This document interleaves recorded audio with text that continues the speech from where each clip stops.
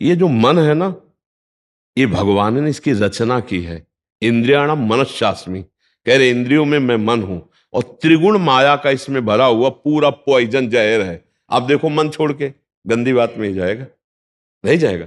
ये नहीं कि अच्छी बात में नहीं जाता, अच्छी बात में लगाओ तो लगेगा, और वो भी थोड़ी देर। और बुरी बात में लगाने की जरूरत नहीं, आराम से। इसका स्वभाव रचना ऐसी रची गई है। अब यही गेम रखा गया है कि अब इसकी गति को रोको, अंतर्मुख करो, भगवदाकार करो, तो तुम्हें इनाम मिलेगा, त्रिभुवन पर विजय प्राप्त कर लोगे। वो अद्भुत आनंद अंदर ही मिलेगा, किसी से कहने की जरूरत नहीं, आनंद मगन हो जाओगे। और उसी आनंद की खोज देखो, जब हमारा मन कहता है इस शरीर को भोग लें, इस वस्तु को भोग लें, अमुक, देखो सब अपने घर के जैसे बैठे हैं, क्या उसके भोगने के बाद मन को शांति मिलती है? थोड़ी देर के बाद फिर एक नया संकल्प बनता है, फिर एक नई, मतलब हमारी खोज अधूरी रही। वो नहीं मिला जो मैं सोच रहा था। सोचने में जैसा सुख मिलता है वैसा ना भोगने में नहीं मिलता, चाहे वो भोजन हो, चाहे वो दृश्य हो, चाहे वो कोई क्रिया हो। आप देखना, जो मन हमें सोचवा के पागल बनाता है, और जब हम उस पे जाते हैं तो वो चीज हमें नहीं मिलती है। तब लगता है कि वो यहां नहीं शायद यहां हो, यहां नहीं शायद यहां हो। ऐसे भटकते पूरा जीवन व्यतीत हो जाता है। बुद्धिमान वो है जो दो चार कदम में ही लौट आवे कि गलत दिशा में जा रहे हैं, पर हम पूरा जीवन चलते रहते हैं, लौटने की बात ही नहीं आती। और यहां तक कि शरीर वृद्ध हो जाता है, इंद्रियां काम नहीं करती, पर मन वैसे ही सलाह करता रहता है। फिर भी नहीं सोच पाता कि चलो अब हुआ पूरा जीवन की शाम, अब तो राधा राधा जब कर अपना काम बना ले। लेकिन नहीं, बूढ़ा है फिर भी शराब पीता है, बूढ़ा है फिर भी गंदी बातें देखता है, बूढ़ा है फिर भी गंदी चेष्टाएं करता है, बूढ़ा है फिर भी नहीं सोच रहा कि मुझे मरना है और भगवत प्राप्ति का अब की उपाय कर लूं, इतना जीवन रह गया। ये क्या है? ये मन का केवल खेल है। वो अपने मन के गेम में फंस गया, निकल नहीं पा रहा है। अच्छा, इसमें ये हो कि चलो मन सुखी रहेगा, तो भी नहीं। आप जितना गलत करते जाओगे उतना वो नकारात्मक सोचे पैदा करता चला जाएगा, और उसका परिणाम यह आएगा कि आपको डिप्रेशन में पहुंचा देगा। मतलब किसी भी तरह से ये चैन नहीं लेने देगा। तो इसको लाना तो भगवान की शरण में पड़ेगा, तभी शांति मिलेगी, तभी सुख। बहुत गंदा, बहुत गंदा, बहुत नीच है ये, और ये बहुत उत्तम है। ये अगर सही रास्ते को पा जाए तो दूसरे के लिए अपने प्राण दे सकता है, परहित के लिए अपने प्राण दे सकता है, ये भगवान से मिला सकता है, ये सब सुख दे सकता है। बस इसको गलत ढंग से जो प्रयोग होना शुरू हुआ है, इसका ये बंद कर दे, वही बहादुर है। देखो, विरक्त मार्ग एक अलग होता है, लेकिन गृहस्थी में तो एक धर्मपूर्वक विषय सेवन की मर्यादा है ना। तो आप धर्मपूर्वक देख लो, अगर आपको अपनी पत्नी में, अपने पति में सुख नहीं मिला तो विश्व में कहीं सुख नहीं मिलेगा, क्योंकि है नहीं।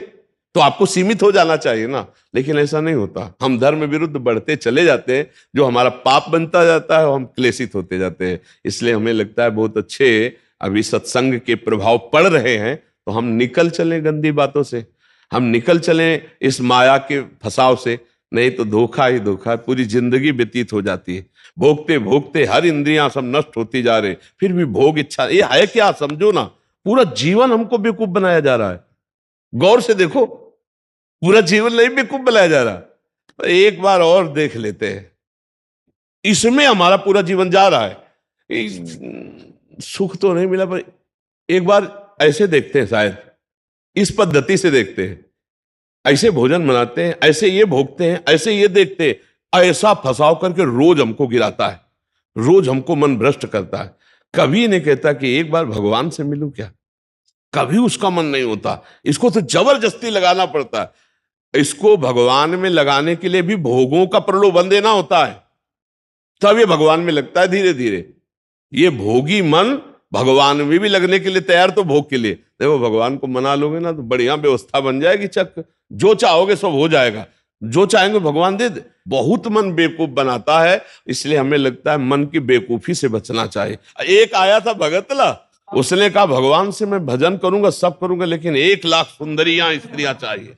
अब गजब का दिल है तेरा, गजब का दिल है यार। जिनके एक है ना, तो वो कभी कभी एकांत में ऐसे बैठ के बैठते हैं। तो इसीलिए मल की कहीं में मत रखो, बहुत बड़ा भूत है, ये परेशान कर देगा, नष्ट कर देगा। इसे सतमार्ग में लाओ, भगवत मार्ग में लाओ, तभी आनंद की। इसकी केवल चाल है, ये नहीं ये नहीं ये, वो है कहीं नहीं। पक्का समझ लीजिए। ये हमारे को भ्रम पैदा करता, कुछ नहीं, कुछ नहीं है। नाम जप करो, सत्संग करो, धर्म पूर्वक विषय भोगो, हम मना नहीं करते। एक उसे सीमा में रख के भोगो धर्म में, तो उससे क्या होगा, तुम्हें घृणा हो जाएगी। धर्म पूर्वक विषय भोगने से घृणा हो जाती है कि यार, और जो ये व्यसन करके और फिर इधर उधर मन, तो पाप के कारण बुद्धि ठीक निर्णय नहीं देती और बुढ़ापे तक पापाचरण, फिर दुर्गति को प्राप्त होते हैं। अभी समय है, अभी मन को समझा लो, मन को समझ। यही 5 भोग हैं, शब्द, स्पर्श, रूप, रस, गंध। इसी में मनुष्य फंसा है और इन्हीं भोगों से हमारी दुर्गति हो जाती है। बोलो अभी तक फाइनल में अगर बोला जाए तो अभी तक क्या है अपने पास? कोई अनुभव है क्या? बस एक ही है कि एक बार और चांस मिल जाए, बस किसी भी विषय का, मतलब किसी भी विषय का। मन में हर बार ये था कि अब की बार, लेकिन कभी अब की बार पूरी ही नहीं हुआ। तो इसको रोकना जरूरी है कि भजन, साधन, धर्म पूर्वक विषय सेवन और समाज की सेवा। कभी एक बार ऐसा करके देखना, कोई बूढ़ा ऐसा भूखा प्यासा फुटपाथ में पड़ा हो और उसको कभी अपने घर लाना, नहलाना, धुलाना, कपड़े पहनाना और भोजन पवाना। फिर वो जब तुम्हारी तरफ देखेगा तो तुम्हें जो सुख होगा वो जिंदगी में किसी भी भोग में नहीं मिला होगा। आप लिख लेना हमारी बात। कभी कोई बीमारी से तड़प रहा हो, किसी की सेवा का वहां कोई अवसर नहीं है और आप सेवा का अवसर देकर उसे आप स्वस्थ करो, आप अस्पताल ले जाओ, फिर जो आपको सुख मिलेगा हम आपको कैसे बताएं। वो भगवान का आशीर्वाद होता है। जब कोई बूढ़ा, कोई बीमार, कोई असहाय, और जब आप उसकी सहायता करते हो तो उसके हृदय से जो आशीर्वाद, वो सुख जो मिलता है। जैसे हम आपको एक दिन करके देखना, तुम अपना भोजन बढ़िया जो है, कोई ऐसे भूखे को खवा देना जो भूखा बैठा हो, और ऐसे जल्दी जल्दी, और आप देखो उसको पाते हुए, और उस दिन आप वो भोजन ना पाओ, उसे पवा दो, तो आपको जो सुख मिलेगा वो 56 प्रकार के भोग पाने में भी कभी सुख नहीं मिला होगा।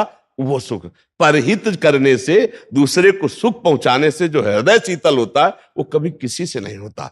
इसलिए मानव जीवन के लिए मन को थोड़ा विरुद्ध जो चलने वाला है उसके विरुद्ध आप बनो, उसे सतमार्ग में लगाओ। अब देखो आजकल ऐसी बुद्धि बिगड़ गई कि अपने पूज्य माता पिता को ही बच्चे दुख दे रहे हैं।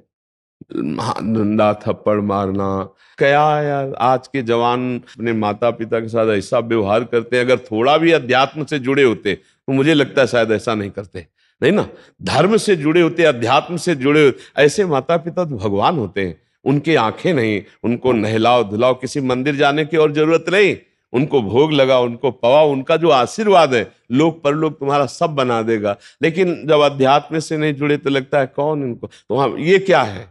ये है मन का वो पापी मन। देखो कैसे पाप कराता है, कैसे निगेटिव चलाता है कि अब ऐसे पुत्रों की क्या दुर्गति होगी। तो कभी अगर ऐसा ऐसा अवसर किसी को मिले कि कोई फुटपाथ में ऐसे तड़प रहा हो, तो आपको जरूर लगेगा कि काहे को बोझा ले, लेकिन आप उसका अगर बोझा ले लिए तो भगवान तुम्हारा बोझा ले लेंगे।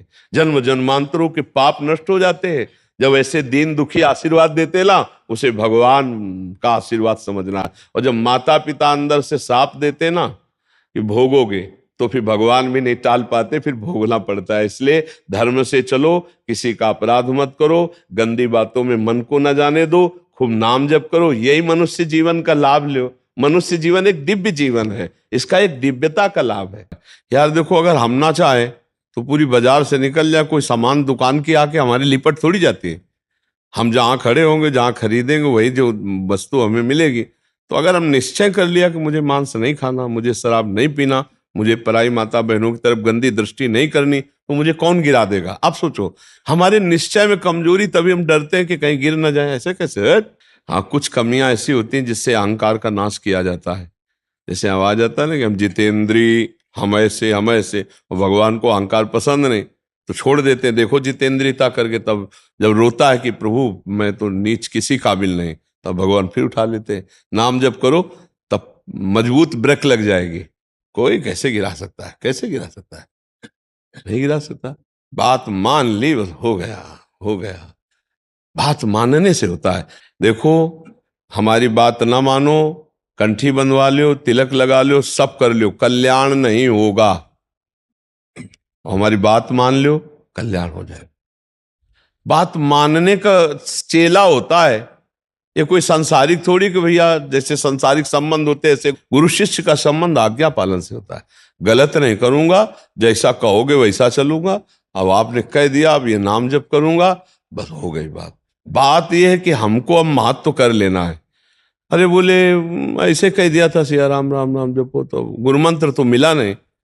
तो कभी गुरु मंत्र मिल भी जाएगा तो लाभ नहीं मिल पाएगा, क्योंकि आपको संत वचन गुरु के वचन पर विश्वास ही नहीं हुआ।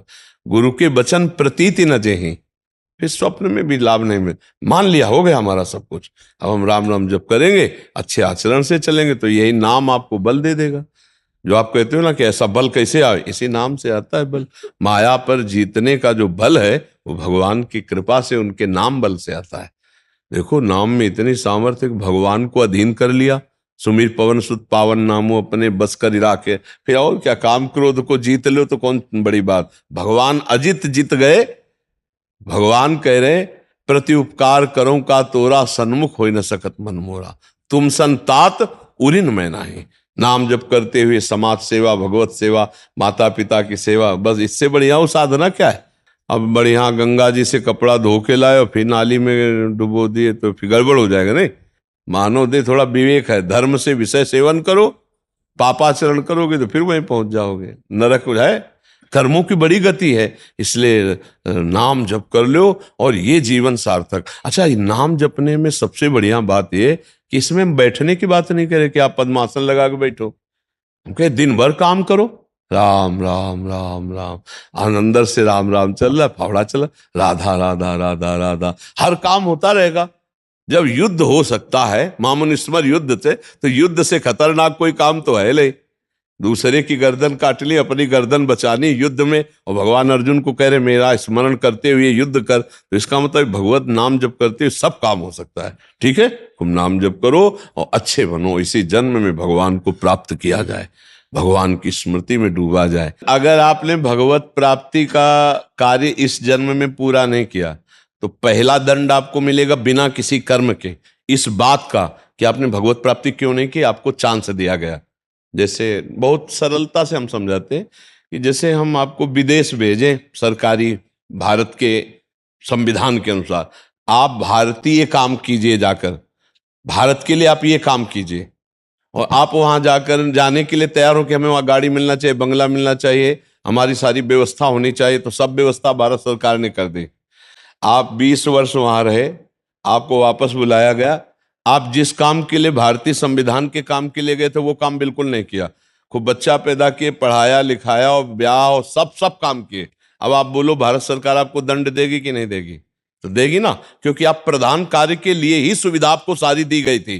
तो मानव देह केवल संस्कृति मांझ बरियाई के पायो, जो मानुष देह वृथा कत डारत, संस्कृति के चक्र को रोककर भगवान ने कबहू करी करुणा नर देही, देत ईश बिनु हेतु सनेही, बिना किसी कर्म के अहेतु की कृपा करके आपको मानव दे दी कि जाओ नर्तन कर फल विषय न भाई, भजी राम सब काम बिहाई, साधन धाम मोक्ष कर द्वारा, पाए न जे परलोक संभारा, सो परत दुख पावई, सिर धुनि धुनि पछताए, काले कर्म ईश्वर मिथ्या दोष लगाए। भाई का हमारा भाग्य नहीं था, हमारा भाग्य से भजन नहीं होता, भजन से भाग्य बनाएंगे हम, भजन से हम पूर्व कर्मों को मिटाएंगे, भजन से हम भगवत प्राप्ति करेंगे। जो न तरय भवसागर असमाज नर पाए, स्वति निंदक मंदमति आत्महनन गति जाए। वो आत्महत्यारे की गति को प्राप्त होता है केवल इस बात के लिए कि तुम्हें मनुष्य शरीर मिला, सारी सुविधाएं दी गई, लेकिन तुमने अपना काम नहीं बनाया। 83,99,999 योनियों में कोई एक भी ऐसी योनि नहीं जिससे हम भगवत प्राप्ति कर सकते, केवल ये मानव देह थी, और उसको तुमने विषय सेवन में प्रपंच में नष्ट किया, तुम विशेष दंड के पात्र हो। कृपा हुई और तुमने उस कृपा को ठुकराया, अब भोगो अन्य योनियों में। अब पता नहीं फिर किस कल्प में भगवान की कृपा होगी और मुझे मनुष्य शरीर में, इसलिए मुझे इस जन्म में भगवत प्राप्ति करनी ही करनी है, इस पे हमें छूट नहीं रखनी। अब भगवत प्राप्ति किसे कहते हैं समझना तो पड़ेगा ना, कि भगवत प्राप्ति किसे कहते हैं। मोक्ष को तो समझे, तो मोक्ष ऐसे थोड़ी होता, उसके लिए साधना बहुत कठिन साधना है। स्थूल सूक्ष्म कारण तीनों शरीरों का राग त्याग करके स्मृति उसकी, इसकी स्मृति का भी त्याग हो जाए, तब वो अपने स्वरूप में स्थित होता है। बड़ा कठिन, ज्ञान के पंथ कृपान के धारा, और परत खगेश लगे निवारा। अब इसको सरल सहज भाव में ले लो। जिसकी अखंड स्मृति भगवान की होती है वही मुक्त पुरुष है और वही भगवत प्राप्त पुरुष है। हर समय तुम्हारी याद में भगवान का नाम चलता रहे। राम कृष्ण हरि जो नाम प्रियो, अपने तो वृंदावनवासी राधा राधा रटते।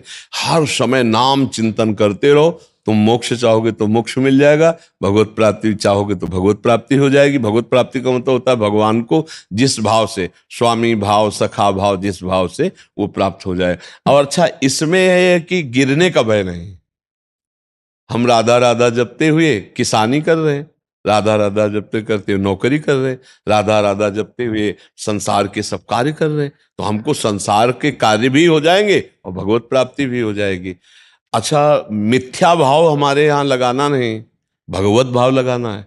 सब में भगवान है, तो हम जिससे मिलते हैं उनके हृदय में भगवान है, हम ऐसे बर्ताव करते हैं। चाहे पुत्र हो चाहे पत्नी हो, नाथ सकल संपदा तुम्हारी, मैं सेवक समेत सुत नारी। बहुत सरलता से निपट गए संसार से, बहुत सरलता। पर भजन नहीं किया तो दंड मिलेगा, क्योंकि सरकार ने भेजा है यहां सरकारी काम करने के लिए, भगवत प्राप्ति के लिए। अब अगर चूक हो गई तो फिर गड़बड़ हो जाएगा। अच्छा देखो, तुम्हें तो कुछ गड़बड़ होना है नहीं, तुम तो अविनाशी भगवान के जन हो, अविनाशी स्वरूप है ना अपना सबका। लेकिन जैसे स्वप्न में लाठी चलती है कुछ नहीं होता है, पर पीड़ा होती है कि नहीं होती स्वप्न के समय। स्वप्न के समय अगर लाठी चलावे तो वैसे लगती है, नहीं स्वप्न में अगर हम डूब रहे हैं तो वैसे डूब रहे। स्वप्न में अगर पिटाई शुरू है या कोई गला काटने जा रहा तो वैसे भय लग रहा है, और है कुछ नहीं, तो दंड तो भोगना पड़ेगा ना। ऐसे ही जागृत में है, ऐसे ही नरक आदि में है। अविनाशी आत्मा को कोई कष्ट थोड़ी होता है, पर जब तक ये बोध नहीं होगा तब तक तो भोगना ही पड़ता है ना। देखो स्थूल देह सैया में पड़ी होती और स्वप्न में हम देख रहे हैं कि हम समुद्र में डूब रहे हैं।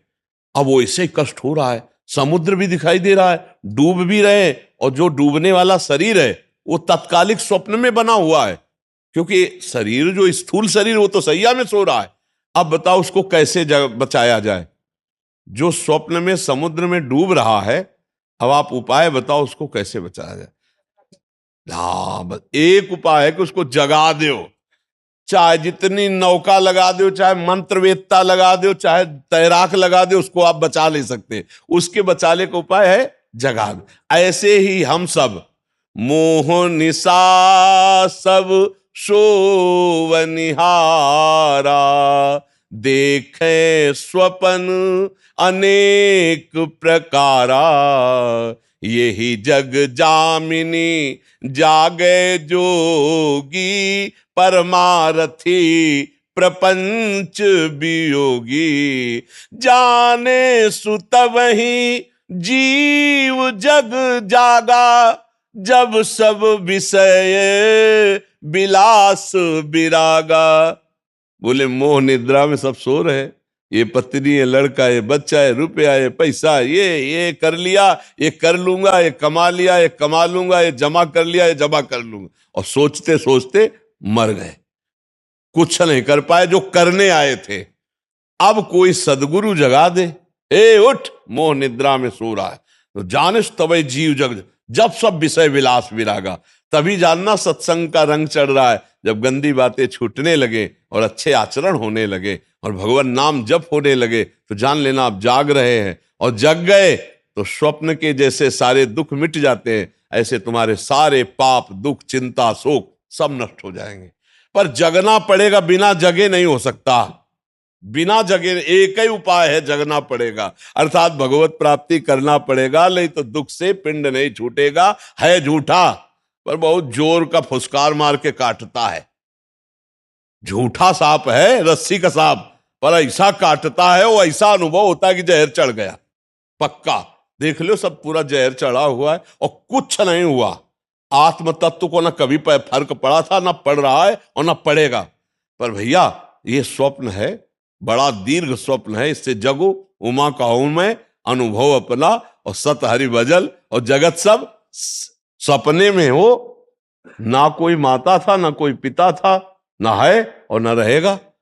ऐसे ये रूप एक दिन नहीं दिखाई देगा, लाख उपाय कर लेना, मिट्टी में मिल जाएगा, खत्म खेल।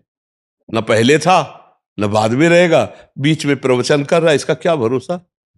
स्वाप्निक है ये स्वाप्निक है। जो इसके अंदर है वो सत्य है, और अंदर वाले से परिचय नहीं हुआ, बाहर वाले का टिकेगा नहीं। भाई इसी में हम झूठे में मारे जाते हैं, हर जन्म में मारे जा रहे हैं हम। झूठे से प्रेम करते हैं बाहरी, और वो टिकता ले, और जो अंदर का है उससे प्यार हुआ ले, खाली हाथ फिर। तो एक बार तो यार इस पर विचार करो कि मेरे जीवन का परम लाभ क्या है। भगवान का चिंतन, भगवत प्राप्ति, इसी से परम लाभ मिलेगा।